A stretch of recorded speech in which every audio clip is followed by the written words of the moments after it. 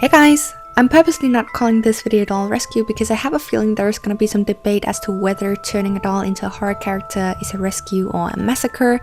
One of the characters that have been requested is Pennywise from the new 2017 version of It, so I made a slight gender bender version and I'd like you to meet Penny.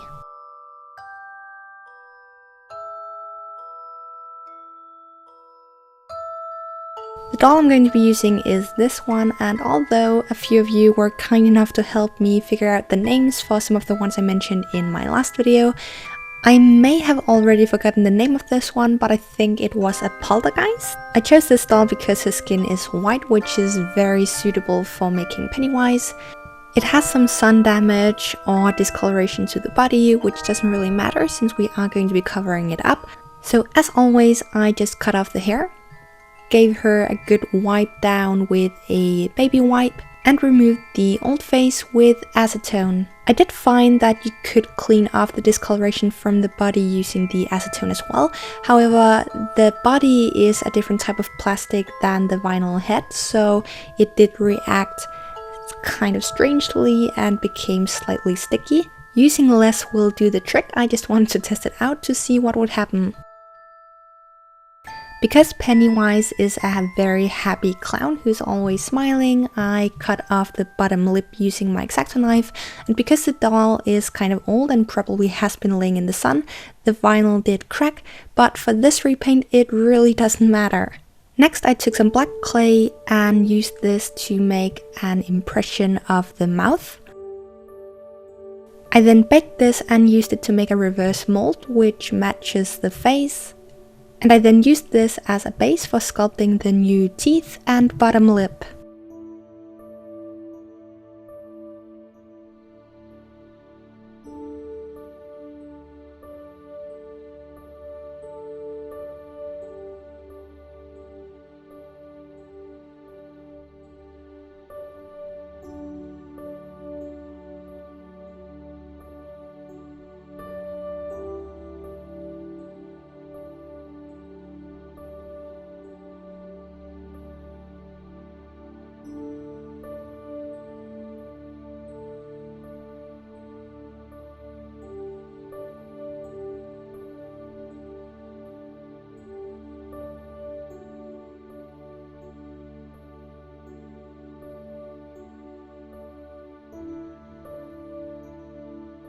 After baking, you can glue this in place.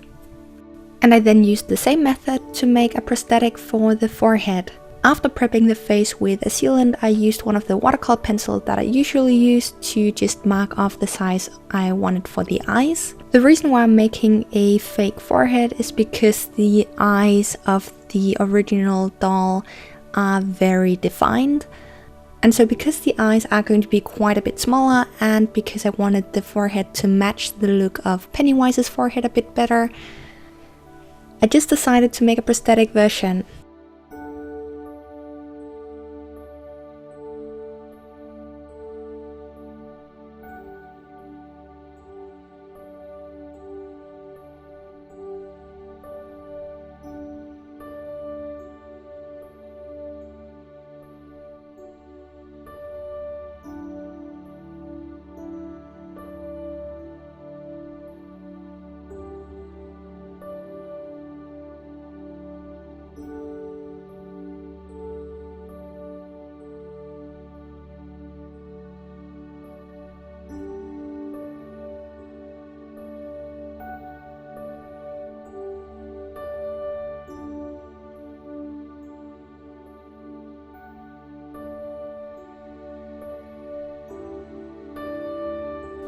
After baking and gluing it in place, I started doing the repaint, and I first started out by adding some soft pastel to fill out the cracks of the forehead.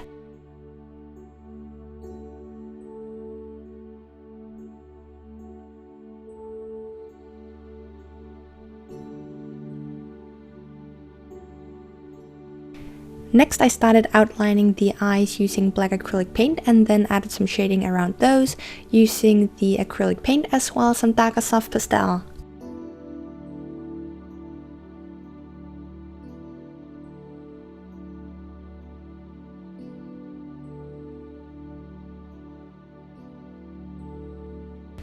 And then for the rest of the face, I'm pretty much using those same materials, and then also using white and red acrylic paint. I also used a few watercolor pencils, mostly for the eyes and the teeth, although I also used them for part of the face.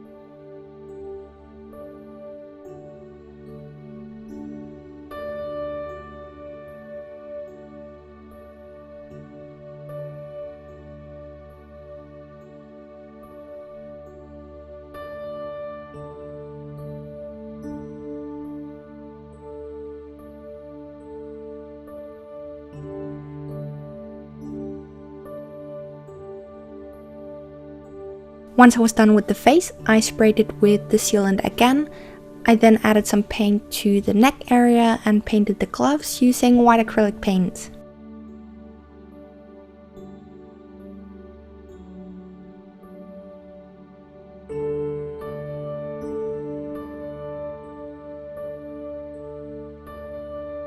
For the hair, I'm using some light auburn mohair. This is not the type of hair I usually use for repaints, but I didn't have the right hair color in any other type of fiber. After gluing on all the hair, I added some resin to the eyes to make them look nice and glossy, and I also added some to the mouth to create a slight drooling effect. And once I was done, I set it aside to dry. Finally, we're going to be making a quick version of a dress which is inspired by the shape of his outfit in the movie. These clips are going to be a bit too bright. I wasn't aware how much exposure I had put on the camera, but I first made a super simple top, and for this you just want to make sure that you leave enough room for adding some velcro in the back.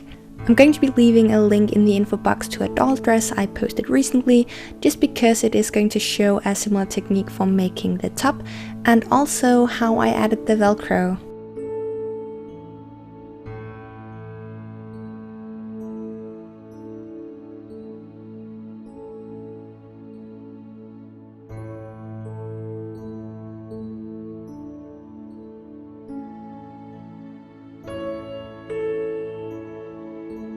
For the skirt, I cut a long rectangle,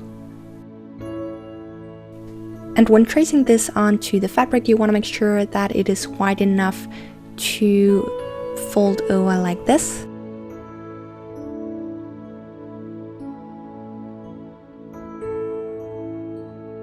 Then you want to sew 2 lines along the top.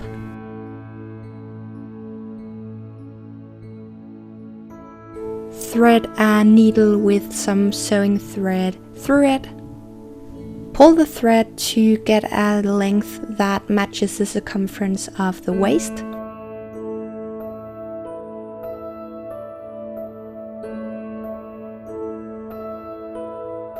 And then sew that onto the top.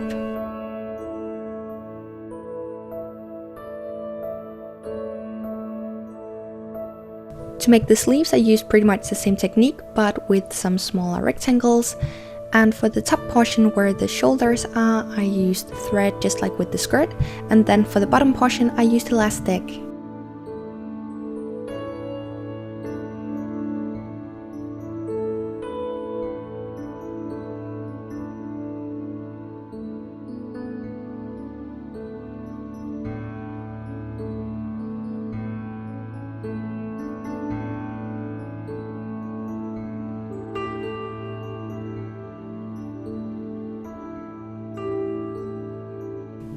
Next, you just want to add a few final details as well as some dirt, which is just soft pastel, and you're done.